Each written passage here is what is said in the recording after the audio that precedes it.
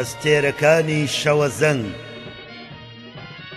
پێشکەشە بە یەکەم مەفرەزەکانی پێشمەرگەی شۆڕشی نوێی گەلی کوردستان.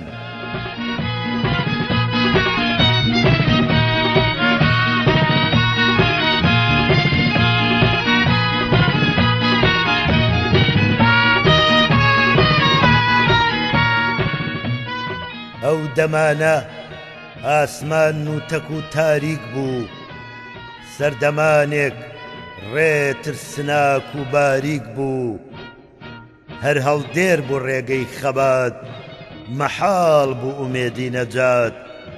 دارخورما گەشتە سەرمان، جزداشە کرایە بەرمان، چیا وەک خۆمان نەوی بوو، سەربەرزی تەختی زەوی بوو.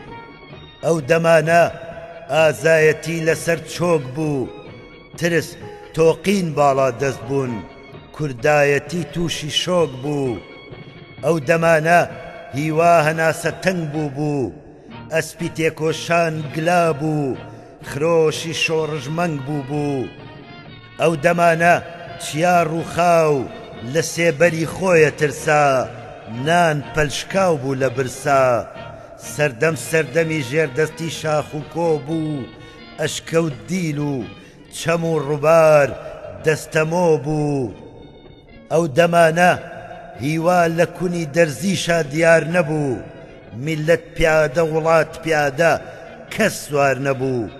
ئەو دەمانەی زۆر کەس ئەیوت ئەمانە شێتن و سەودا سەر، ئەجینا بەم شەوە زەنگە کێ ڕێی هەڵێت ئەگرێتە بەر. لەو دەمەدا ئێوە هاتن و چەکی خەبات بەشانەوە، دەشت و کانی و هیوا و کوردایەتیتان ژیانەوە.